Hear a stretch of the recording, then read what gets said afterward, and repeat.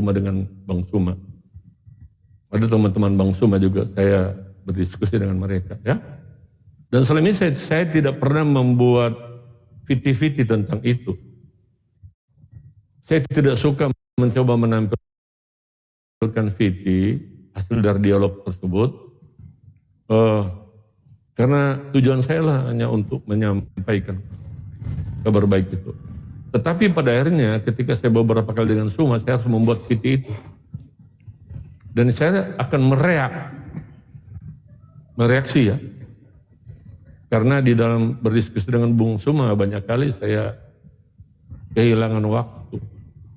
Kehilangan waktu artinya waktu bicara saya terpenggal dalam saya menarasikan. Jadi saya harus mengevaluasi itu dalam komal saya. Bagaimana Bang Suma? Iya, silakan Bang. Silakan. Anda tinggal menjelaskan tema. Saya dengarkan dan saya coba untuk menanggapi sesuai pengetahuan saya. Silakan. Oke, jadi Bang Suma setuju jika saya menampilkan rekaman kita ini di komal saya untuk saya rek kembali. Silakan Bang, silakan. Iya. Oke, terima kasih. Silakan. Baik, kembali pada pertanyaan Bang ya. Abang kan menanyakan, buat apa Yesus turun? Iya.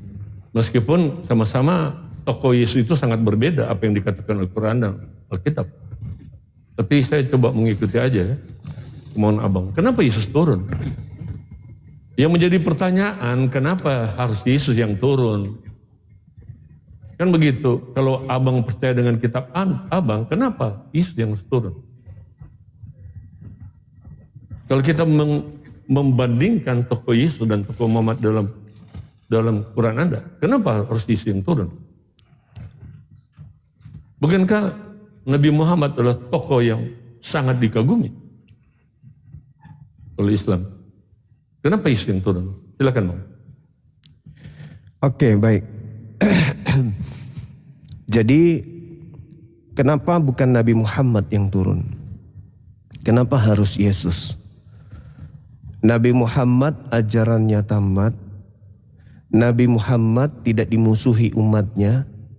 Nabi Muhammad umatnya tidak membuat makar. Nabi Muhammad tidak dilantik menjadi Tuhan di hadapan Tuhannya. Tidak ada manusia di bumi ini yang kemudian mengecewakan beliau dengan menyelewengkan ajarannya, mengkudeta Tuhan yang datang diajarkan beliau selama puluhan tahun. Dia ajarkan bersusah payah, tetesan darah, keringat dan air mata, lalu sepeninggalnya ajarannya dibelokkan. Itu enggak ada. Dan Nabi Muhammad tidak pernah ditanya oleh Allah, wahai Nabiku Muhammad, apakah engkau yang mengajarkan ciptaanku untuk menyembah engkau? Padahal aku menyuruh kamu ke bumi untuk mengajak mereka menyembah ke aku. Itu enggak ada manusia menyembah Nabi Muhammad. Ajaran Nabi Muhammad itu tamat. Nah, kenapa harus Nabi Isa alaihissalam? Karena Nabi Isa alaihissalam ketika turun gagal di tengah kaumnya. Satu, bukan hanya sekedar gagal, bahkan manusia separuh dari penduduk bumi melantiknya menjadi Tuhan yang setara dengan Tuhan, bahkan dikatakan sehakikat dengan Tuhan, bahkan dikatakan Tuhan itu sendirian turun mengambil rupa manusia. Padahal itu Isa tidak pernah ajarkan. Yesus tidak pernah mengajarkan itu. Maka dia harus mempertanggungjawabkan di hadapan Tuhannya bahwa dia akan menjadi hakim atas kesalahan fatal yang dilakukan manusia karena dia dituhankan. Ditanya oleh Allah, "A'anta qulta linnas," wahai Nabi Isa, apakah engkau yang mengajarkan mereka menuhankan dirimu selain daripada aku? Kaukah yang mengajarkan itu?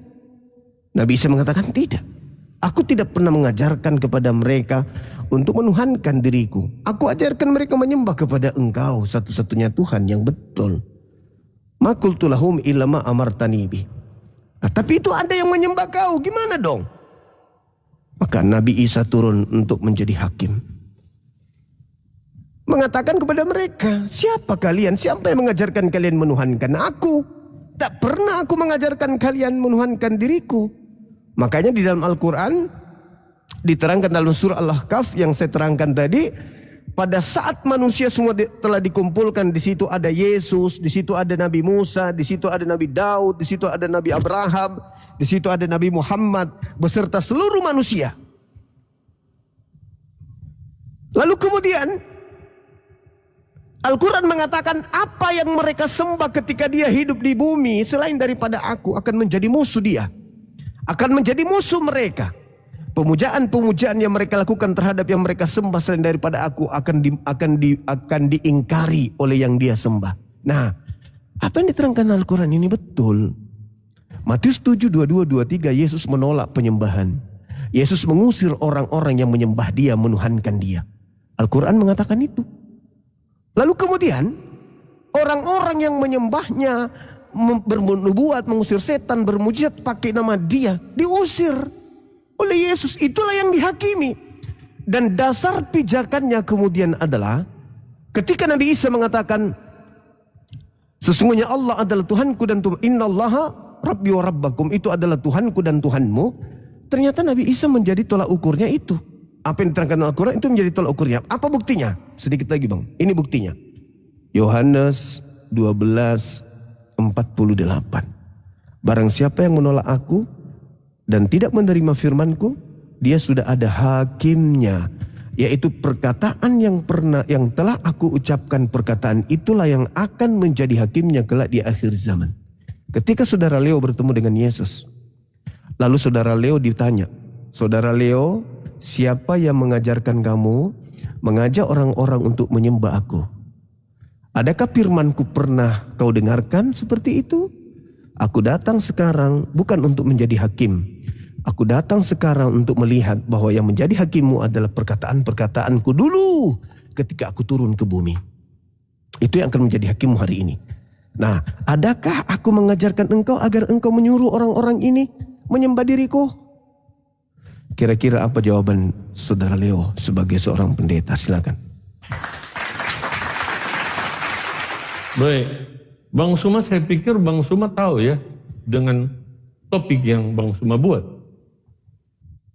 Saya heran ketika saya mencoba membahas dan mengajak Bang Suma untuk berdiskusi runut, Bang Suma tidak mau menerima. Bahkan Bang Suma mengatakan sudah sampai di sini. Nah, artinya apa yang Bang Suma sampaikan tadi itu tidak ada hubungan dengan pertanyaan saya. Kenapa Yesus yang harus datang? Bang Suma malah mengatakan bahwa Yesus itu bukan Tuhan dan sebagainya. Kan sudah lewat itu, Bang. Soal Yesus yang adalah Tuhan. Itu pernyataan ketika dia hidup di muka bumi ini. Kan begitu. Nah, dia datang kembali artinya dia sudah naik, Bang. Sudah tidak membicarakan lagi tentang keberdanan apa yang diajarkan oleh Yesus. Saya berusaha membangun diskusi dengan Abang menurut apa yang menjadi tema Abang. Nah, kenapa Abang Suma mundur lagi ke belakang? Yang menjadi pertanyaan saya, kenapa justru Yesus yang akan datang menurut Bang Suma dan kita Bang Suma? Apa yang melatar belakangnya itu dia datang, itu maksudnya Bang. Nah, tetapi poin yang Abang katakan dia adalah yang utarakan kembali mundur lagi. Kan gitu. Nah, sekarang poin terakhir yang saya ingin, bukan terakhir, yang ingin saya tanyakan ketika Bang Suma pada akhir narasi Abang mengatakan nanti akan ditanya oleh Yesus ketika saya menjumpai dia, kan gitu. Jadi gini Bang, di dalam kekristenan ketika meninggal tidak akan ditanya lagi apa agama kamu, siapa nabi kamu, tidak begitu. Mungkin Muslim percaya yang seperti itu, udah meninggal, ketika meninggal ditanya oleh malaikat, siapa nabi kamu, ya, kan begitu, apa agamamu. Yang sudah mati nggak mungkin di dalam kubur ditanyakan, ya. Kalaupun ditanyakan, apakah malaikat tidak tahu selama manusia itu hidup di muka bumi?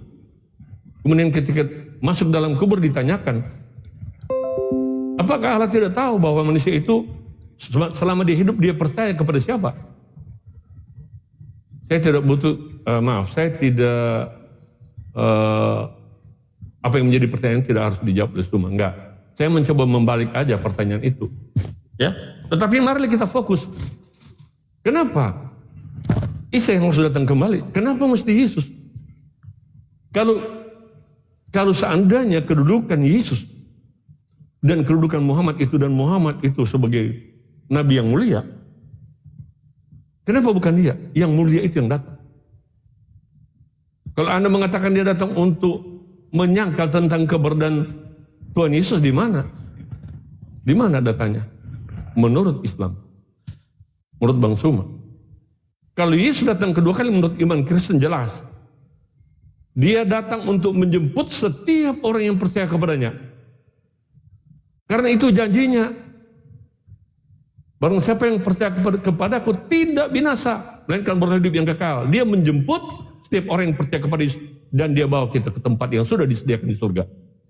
Pasti bang, itu keselamatan. Jadi Yohanes 14:6 ayat 6 ini bukan omongan bang. Dia akan menjemput setiap orang yang percaya. Bukan ditanyakan lagi, kenapa kamu menyembah aku sebagai Tuhan? Tidak. Justru dia mengklaim dan mempertegas dia adalah Tuhan yang sanggup membawa setiap orang Kristen pada keselamatan yang kekal. Karena kita di sana akan bersama-sama berjumpa dengan dia. Di mana dia yang menjadikan raja. Dia yang menjadi raja. Dan kita selalu menyembah, memuji, memuliakan dia. Tidak ada bentuk-bentuk kedagingan seperti kawin mawin di surga. Tidak ada. Alkitab menjelaskan bahwa kita akan hidup seperti malaikat. Abang boleh karena kita sudah menjadi warga diskusi? surga bang. Jangan berkhotbah, aku bilang. Tanggapi aja apa yang saya ini bang. Saya nggak butuh khotbah karena saya lebih paham Bible dari Anda. Saya tidak mengerti kalau Anda memilah berkhotbah dan menjelaskan. Enggak, maksud saya gini. Bagaimana sih berkhotbah? Bagaimana sih menerangkan? Anda tidak sedang berkhotbah. Saya inginkan jawaban dari abang nih. Jangan berkhotbah. Saya tidak berkhotbah bang. Saya memberikan jawaban. Jawaban apa yang Anda kasih? Loh itu loh. Bahwa orang Kristen ketika meninggal pertama tidak ditanya-tanya lagi apa agamamu, siapa nabi kamu. Kenapa? Karena kita meninggal, kita dijanjikan keselamatan yang pasti ketika kita meninggalkan dunia ini. Oke, saya bantah. Boleh saya bantah? Kita tidak dibakar lagi karena Yesus menjemput kita dan dia datang untuk menjemput kita bang. Itu kan jawaban, bukan jawaban. Saya boleh bantah. Silakan. Oke. Saudara, tolong pakai isi kepala ya. Jangan bentar bang, saya tidak suka begitu. Isi kepala itu tidak harus ditanyakan. Oke, saya tanya pakai otak maksudnya, pakai otak. Dan cara berpikir saya pakai otak. Enggak masuk dia kalau orang berbicara tanpa otak bang. Ketika jadi isi kepala yang diutarakan itulah yang diuji bang. Sabar. Gak usah menyerang dengan cara begitu. Dengarkan saya, dengarkan saya. Dengarkan saya. Ketika Yesus mengatakan, aku akan pergi ke surga, ke rumah Bapa untuk menyediakan tempat bagi kamu. Kamu di situ siapa? Saya, setiap orang yang percaya. Nah itu mulai gila kan? Oke, kita uji aja kegilaannya. Saya tidak perlu begini bang. Saya ulang lagi, saya ulang lagi. Anda mengajak saya berdiskusi. Saya ulang lagi, saya ulang lagi. Saya ulang lagi. Saudaraku, saya ulang lagi. Saya tidak setuju menggunakan kata-kata saya ulang lagi, saya ulang lagi. Saya ulang lagi. Kalau saya balik mengatakan, Suma kan tidak gila. Saya ulang lagi. Oke? Anda di mute, dengarkan saya. Ketika Yesus berbicara pada saat itu, dia berbicara dengan orang Yahudi atau berbicara dengan orang Kristen? Jawab itu dulu. Supaya saya bisa mewaraskan Anda gitu loh. Jangan gila permanen. Harus saya dudukkan perkara ini dulu. Kalau Anda mau gila permanen, jangan di sini. Tapi kalau Anda mau waras, boleh Anda diskusi dengan saya. Gitu bang. Saya ulang pertanyaan saya. Ketika Yesus menjanjikan ke rumah Bapa menyediakan tempat, itu Yesus menyediakan tempat untuk orang-orang Yahudi muridnya atau pengikut Paulus, pemakan babi? Silakan, buka mic-nya, Anda jawab dengan jujur. Kalau Anda melebar kemana-mana, saya anggap Anda masih belum sehat. Dibuka mic-nya bang, dibuka mic-nya dulu. Buka mic-nya dulu, Anda masih termute. Jangan nafsuan abangku. Jangan nafsuan. Abang yang sudah tantrum di sini. Oke, silakan. Saya ulang lagi pertanyaan saya. Ini yang ketiga kalinya. Ketika Yesus berkata dan menjanjikan keselamatan, dia membawa kemudian menyiapkan kemudian tempat di surga. Dia berbicara dan berjanji kepada murid-muridnya orang Yahudi atau Kristen pengikut Paulus. Silakan. Oke, saya mau lihat ya. Teman-teman, setiap apa yang disampaikan Bang Suma menghindar dari topik yang dia sudah buat di sini. Saya sediakan dulu. Sekarang dia bertanya tentang Yesus adalah Tuhan. Kemudian dibawa kepada Paulus. Di mana Anda membawa diskusi kita begini model? Anda kan juara dalam berdiskusi antar kampus. Ayo dong, kalau Anda punya kronologi berpikir, punya sistematika berpikir yang ini bagus. Biasa saya turunkan kalau orang udah kesurupan kayak gini biasa kuturunkan lu. Kalau udah kesurupan kayak gini biasa kuturunkan. Serius. Saya tidak peduli Anda itu pendeta atau pendusta, saya nggak peduli. Karena Anda tidak waras gitu loh, berdiskusi. Anda mengatakan saya mutar. Anda yang mengatakan Yesus datang untuk menjemput orang Kristen. Di mana akal sehat saya harus mengikuti itu? Di mana coba akal waras saya mau mengikuti pernyataan saudara yang blow on itu? Di mana? Sementara di situ nyata bagi saya Yesus menjanjikan datang menjemput Bani Israel. Bukan Bani Kampret. Gitu loh. Coba kalau Anda mau berdiskusi jangan tendensius. Luruskan dulu. Dudukkan dulu perkaranya. Jangan Anda membodoh-bodohi orang di sini bahwa Yesus datang untuk menjemput orang Kristen.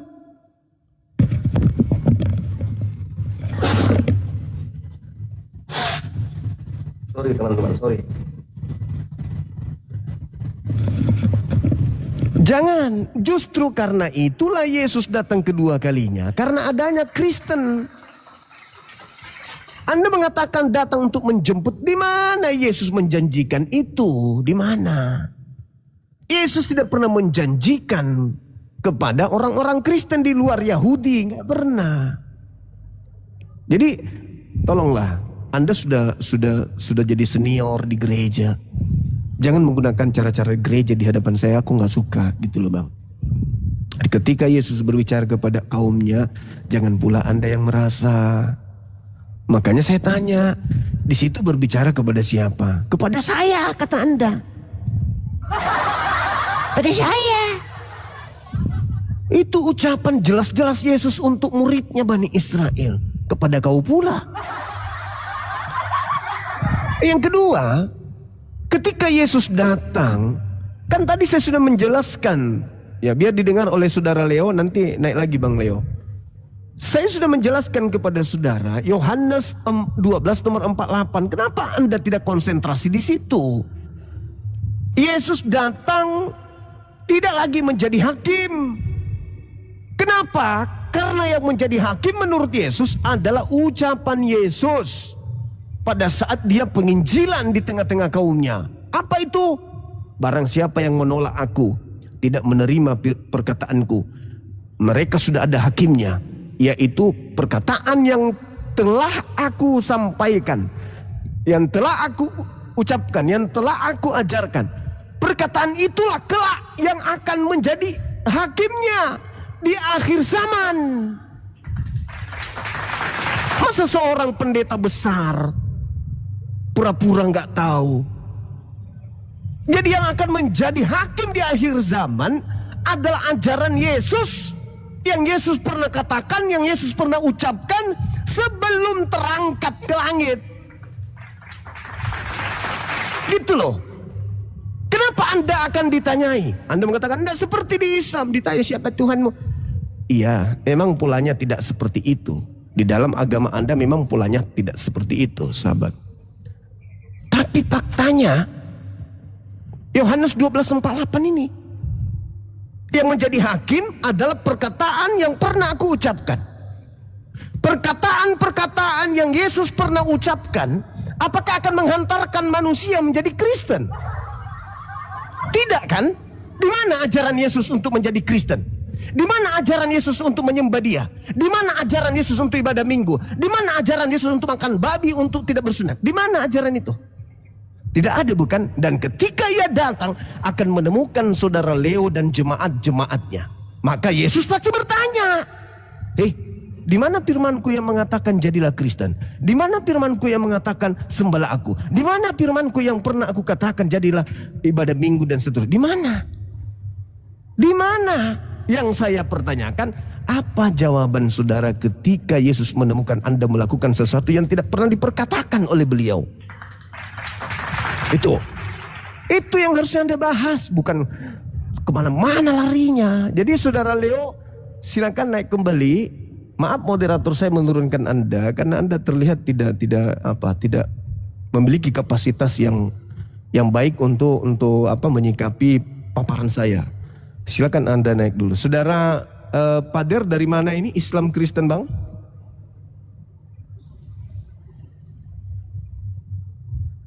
Halo?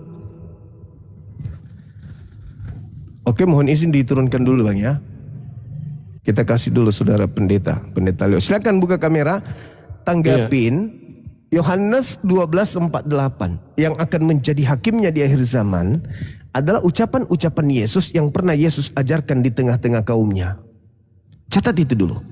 Nah, saya kasih simpul untuk Anda tanggapi. Ketika Yesus datang kedua kalinya, firman-Nya yang menjadi hakim, di mana Yesus berfirman sembahlah aku. Seperti yang Anda ajarkan di gereja, agar orang-orang jemaat menyembah Yesus. Ketika Anda ditemukan Yesus menyembah Dia dan Yesus tidak pernah mengajarkan itu, solusinya seperti apa? Silakan.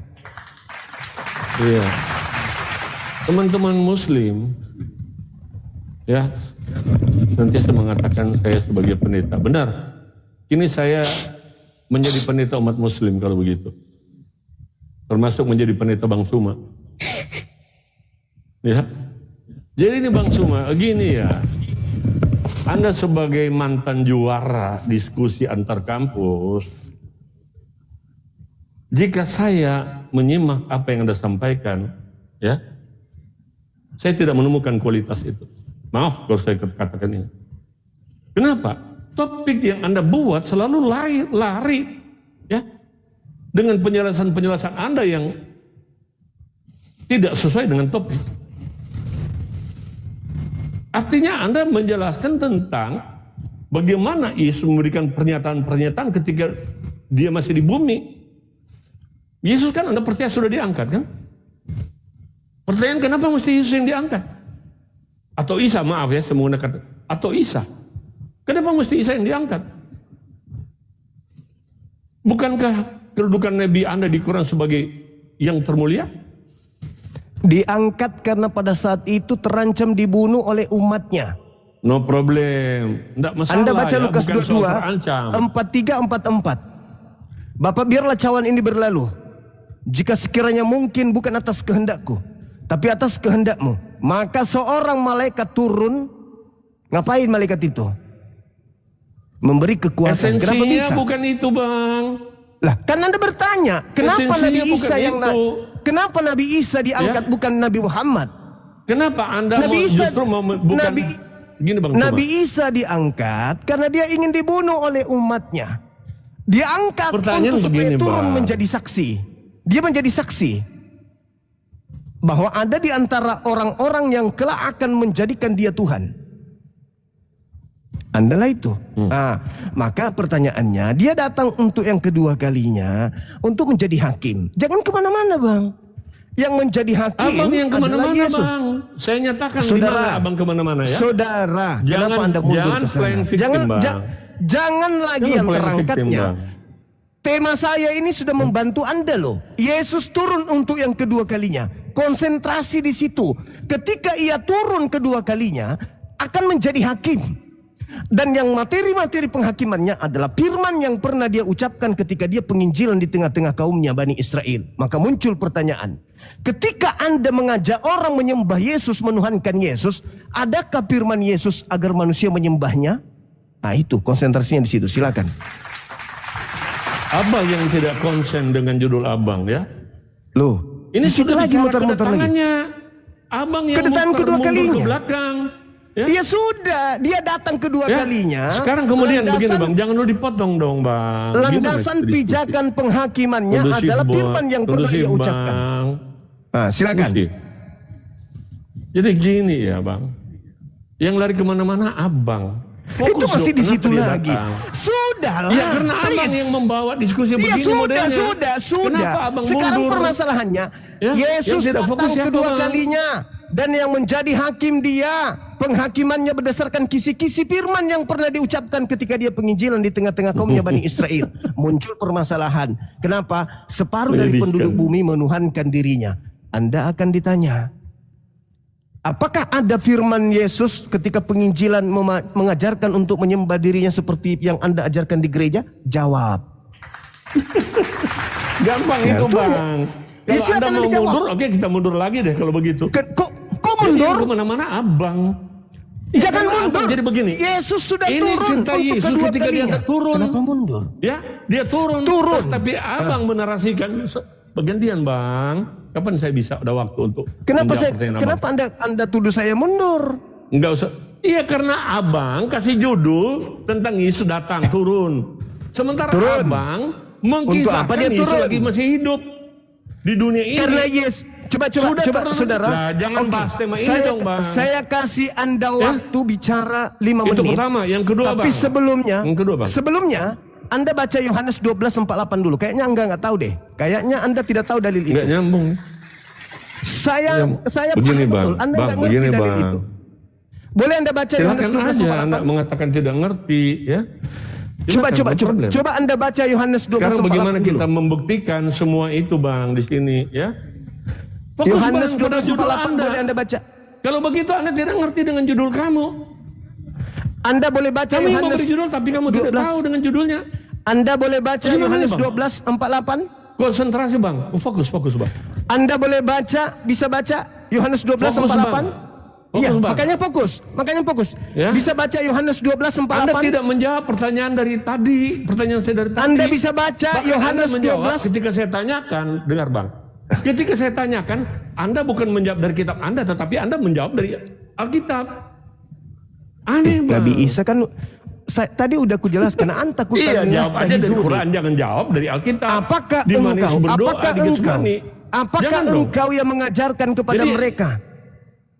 Jadi begini Bang. Saya bertanya kan. Ya, Anda berani dia baca. saya bertanya, kenapa pertanyaan berani. saya Abang bukan nggak berani, Abang yang Nggak berani yang karena justru karena boroknya di tidak situ fokus. dibongkar. Anda dibongkar di borok Anda itu di situ.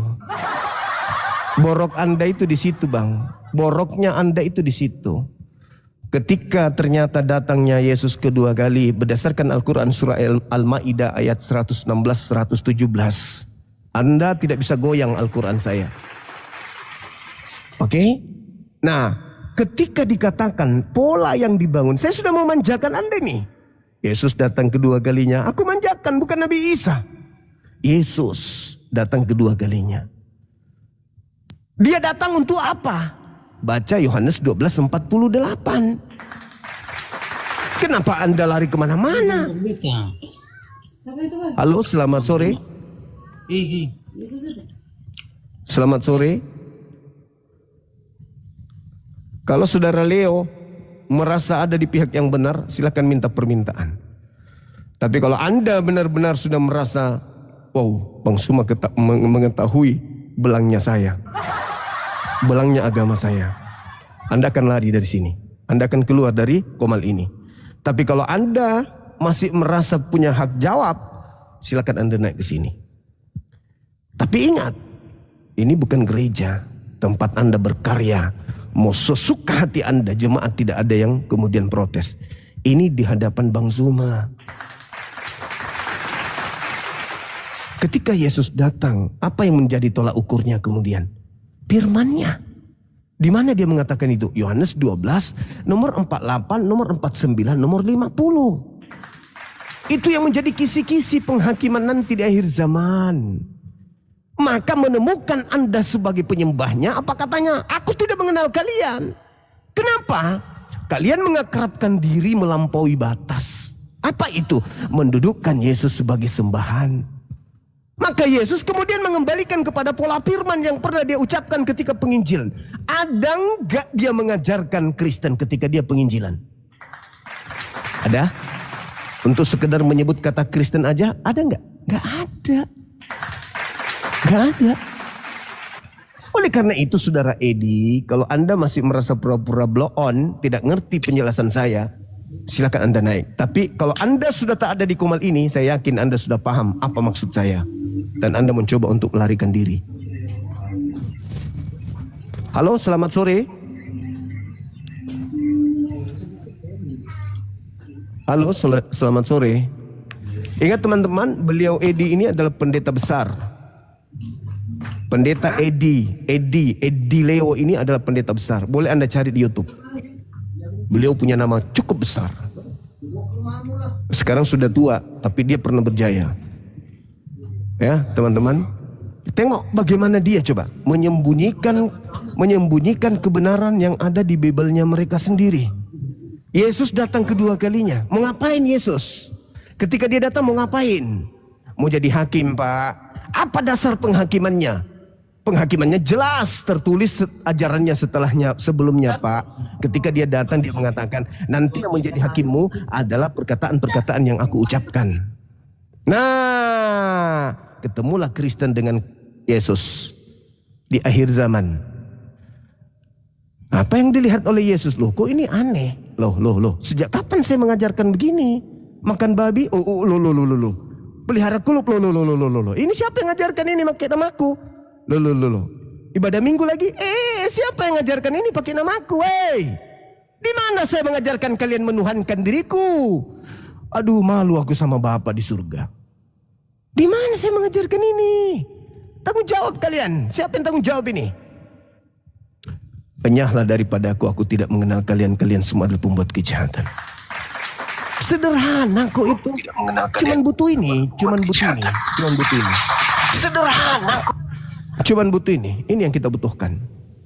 Jadi sekali lagi saya katakan kepada pendeta Leo Edi Leo, kalau Anda masih ada di bawah dan Anda ingin naik ke sini, berarti Anda betul-betul tidak paham.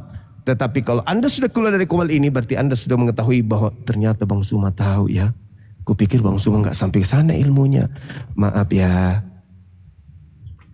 Saya belajar. Saya tidak seperti orang-orang misionaris yang tidak pernah baca Bible. Mereka hanya bermodalkan tekad, niat untuk menyesatkan orang menjadi pengikutnya. Kenapa Rini dikeluarkan? Itu bukannya Lina Tidak Jaya itu. Setahu saya sih itu Lina Wijaya. Kenapa di-kick ya? Yang Rini tadi kalau mau naik silakan, minta permintaan lagi.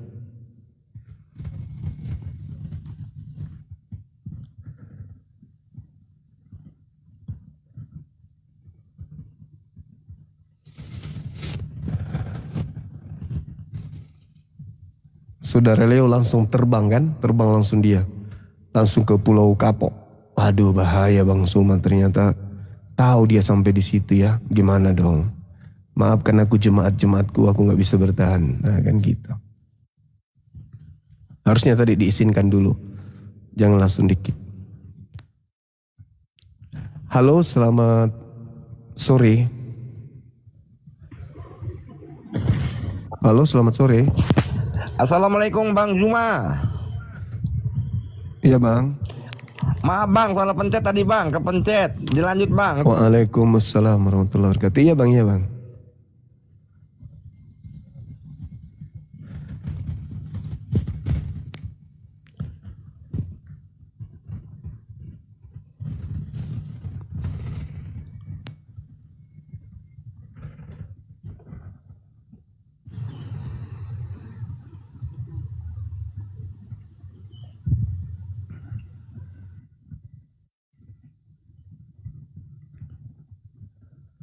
Halo, selamat sore.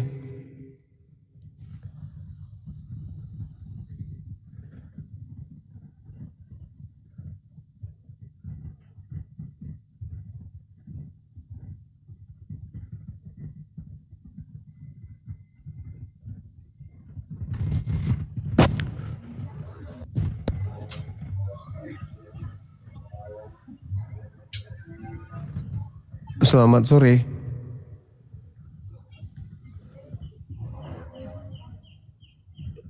Halo.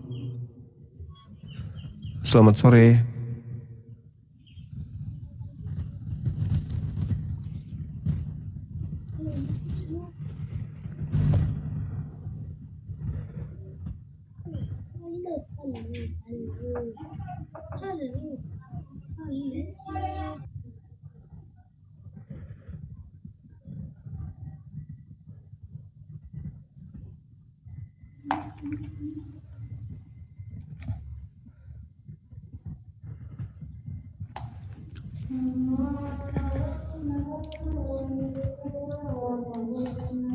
Halo, selamat sore.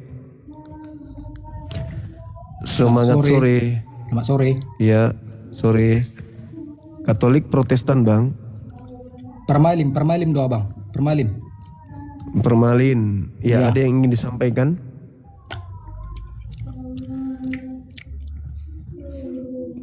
Apa sih istilahnya keuntungan sama orang abang bahas-bahas kayak gini? Terus hubungannya dengan Anda sendiri apa? Ya aku nanya itu tadi, makanya naik. Ya sama, pertanyaan saya untungnya juga Anda menanyakan itu apa, sedangkan Anda adalah permalin. Atau malu ngaku Kristen? Saya permalim, kenapa rupanya? Saya Terus tidak punya apa agama. hubungannya? Saya tidak punya agama. Yesus bagi Anda siapa? Kalau bagi umat seluruh manusia, Tuhan. Bagi Anda, tuyul. Saya nggak tanya orang lain. Saya permalim bang. Ngerti tidak permalim? Iya, Yesus bagi Anda siapa? Saya permalim. Tahu nggak permalim itu? Bagi Anda Yesus itu siapa? Iya itu Tuhan orang Kristen. Bagi Anda? Urusanmu sama aku apa? Aku permalim dari bilang, bujang enam. Biasanya karena takut atau malu ngaku Kristen. Bujang enam malu. Sip babami. Bujang enam. Bodat. Bujang enam. Baluap. Bujang enam cuma. Gila. Apa hubungannya kalau kau permalin kampain naik ke sini? Gila kau kan? Malu kau kan?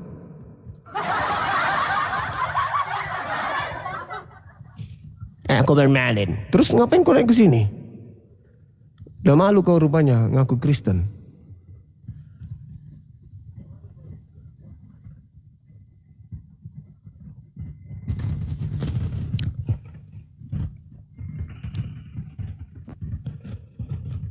Itu ndak ada, sekarang kita cari. Buka. Halo. Semangat sore. Halo.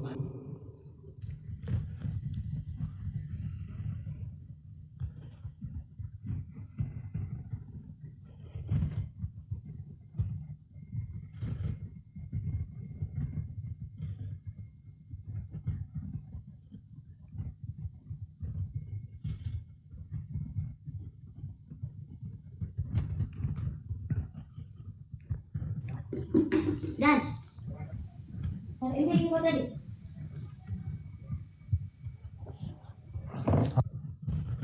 Halo, selamat sore.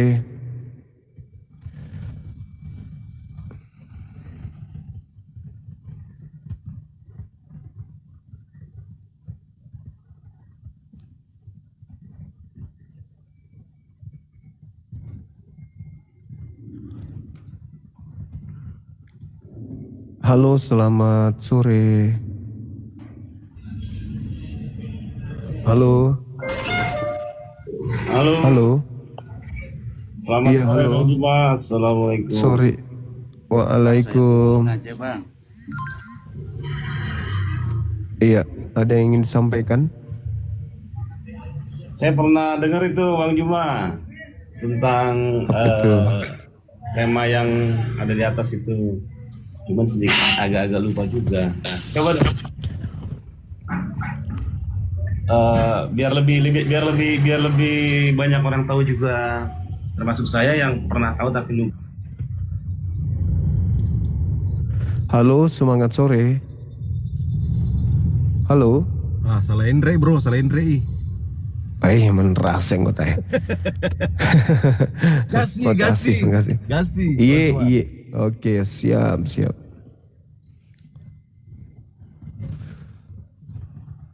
Ini Elvina kenapa ya? Pertadin atau apa ini? Kok Halo, dari selamat, tadi minta permintaan? Iya. Katolik, selamat sore, Protestan. Bang Juma. Saya Sore Muslim, juga. Bang. Saya Muslim. Oh ya? Kan? Iya. Ini saya mau bertanya aja, Bang Juma. Istri saya kan mualaf saya. Iya.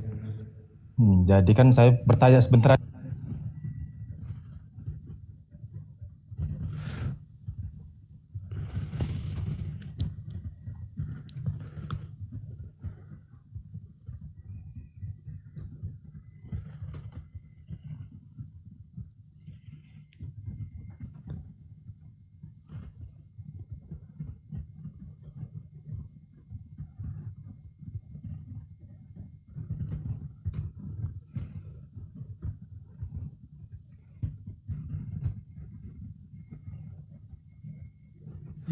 Halo, selamat sore.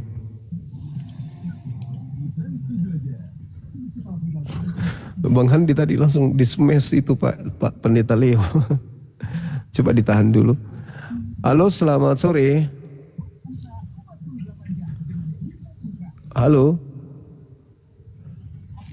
Lintang Songo.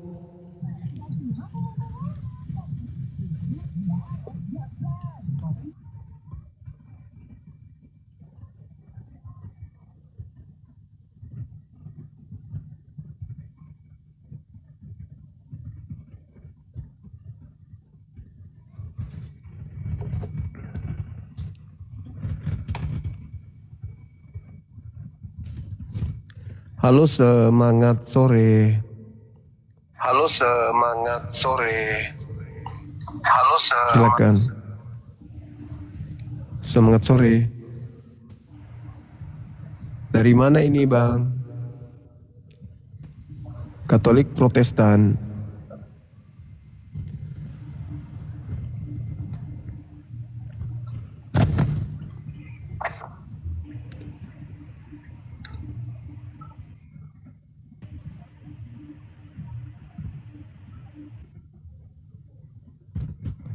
Oi! Bodat. Ditanya naik, giliran dia terus diam-diam baik. Dasar anak lahir dari tanah sengketa ya begini. Gak dadap. Oke teman-teman sekalian, ya tadi kita dengarkan ya bagaimana seorang pendeta besar tapi kecil. Besar badannya, besar kepalanya, kecil otaknya. Membahas tentang tema ini, ya pasti dia nggak bisa menjawab. Makanya dia tertawa di akhir itu kan dia tertawa kan. Dia nggak sanggup. Akhirnya dia punya loncatan berpikir mau lari kemana ini ya. Dia malah mau lari kan. Setelah jelas saya paparkan berulang selalu dibilang kenapa mundur lagi, kenapa begini. Padahal dia tahu gitu loh. Dia tahu. Dia ngerti. Maksud saya itu apa? Dia ngerti. Takut kehilangan jemaat.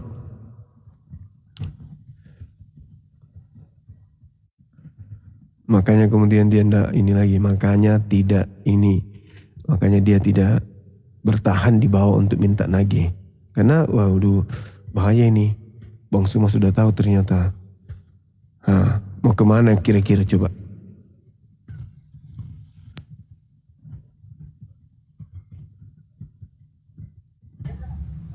Halo, semangat sore. Semangat sore. Joniansa, Saudara Gofur.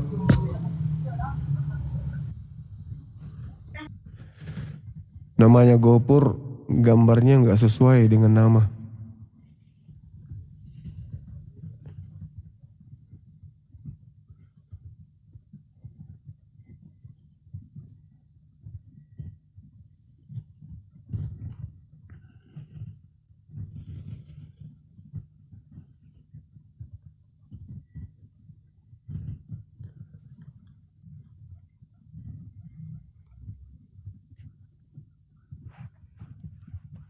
Halo, selamat sore.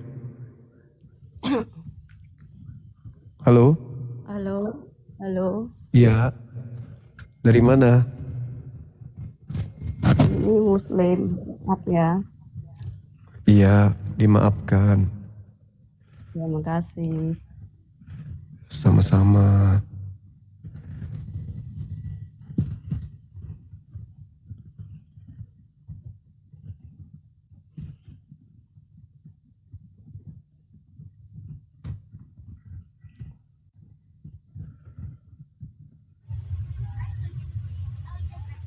Semangat sore. Semangat sore. Sore.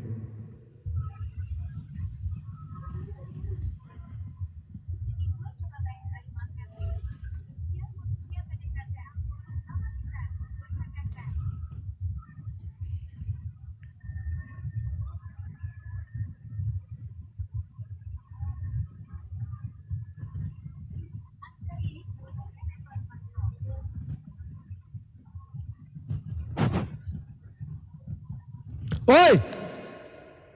Anak kuntil!